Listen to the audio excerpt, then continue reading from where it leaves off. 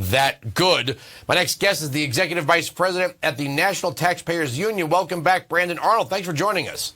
Thanks for having me. Do you love that? He stands there beating up on Republicans, then says, let's get back to sanity and have the parties work together without all this bitterness.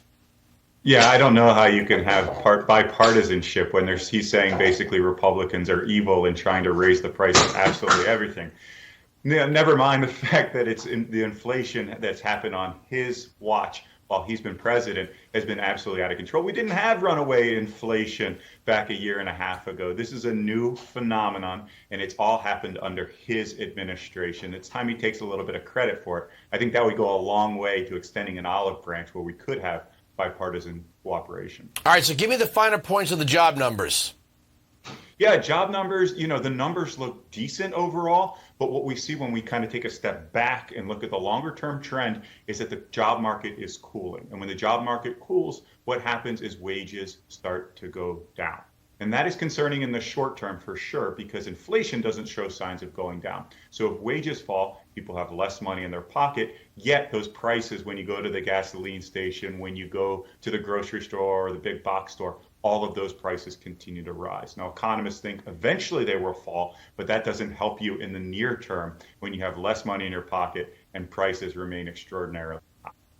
In that speech, Biden was bragging that he's bringing down the deficit by $1 trillion.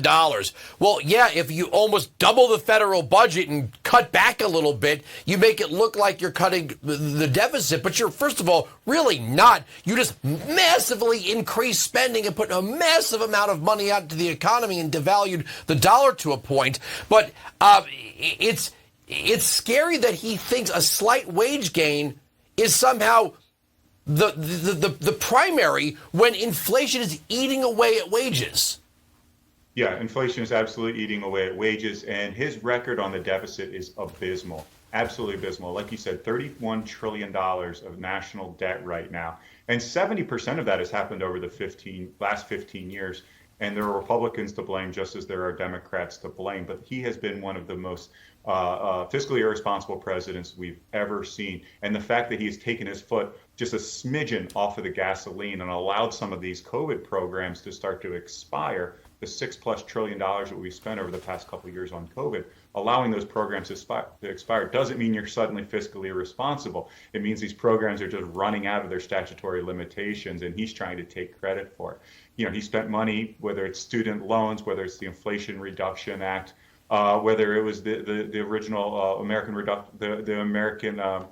Recovery Act that he passed early last year. These have all been fiscally irresponsible. Very little of those funds have been paid for with any kind of spending reductions or even tax increases. So it's just absolute irresponsibility. And that is one of the primary reasons that we've seen runaway inflation.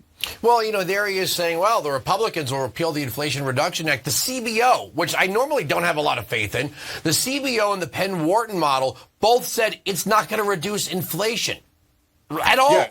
So right. By saying that you're going to cap prescription drug prices, and to the best, I've never heard of the government not having the power to negotiate, but by bringing down the price through price caps, which really doesn't bring down the price, it just says to the producers, maybe you shouldn't produce as much, but I don't feel like going off on that tangent.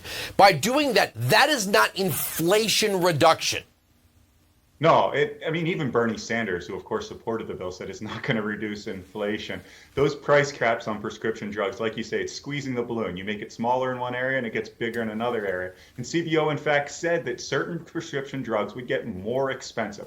You'd reduce certain prices and you'd increase others. So the net gain might be absolutely nothing. And meanwhile, you are restricting the amount of R&D dollars, research and development dollars that are going into the pharmaceutical industry. So it's also, according to CBO, true that we'll have fewer prescription drugs. Are those going to be lifestyle drugs, or are they going to be the drugs that solve cancer, that cure cancer, or Lou Gehrig's disease, or a crippling disease out there? We don't know, but I would rather those dollars go into research and development rather than going into the pocket of the federal government. Look, I'm no advocate of the pharmaceutical companies, but you got Biden saying, that we nailed them in the Inflation Reduction Act. You mean after you gave them billions and billions of dollars when you bought millions and millions of doses of vaccines, not just to force them on us, but to give them away around the world. The pharmaceutical companies like, all right, sure, we'll give you a price break on some insulin, whatever. Thanks for the billions. I mean, yeah, that's the mentality of this administration for sure. We'd be happy to give money to big corporations and big companies. We'll lambast them when they do things we don't like, but as long as they're doing what we like, you look at the CHIPS bill trying to build more semiconductors. They're literally handing out billions and billions of dollars to some of the largest corporations on the planet. The same thing with the pharmaceutical industry.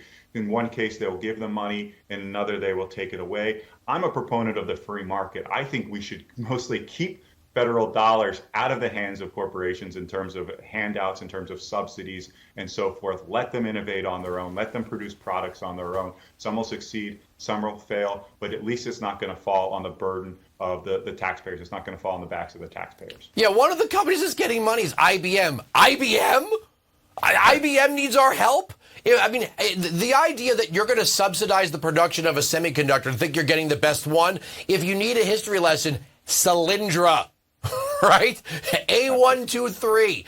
These companies, they should amass private capital by proving their prowess in the marketplace and not expect federal grants to make something that might not work or people don't want. I got to leave it there. Thanks for joining us. Thanks for having me.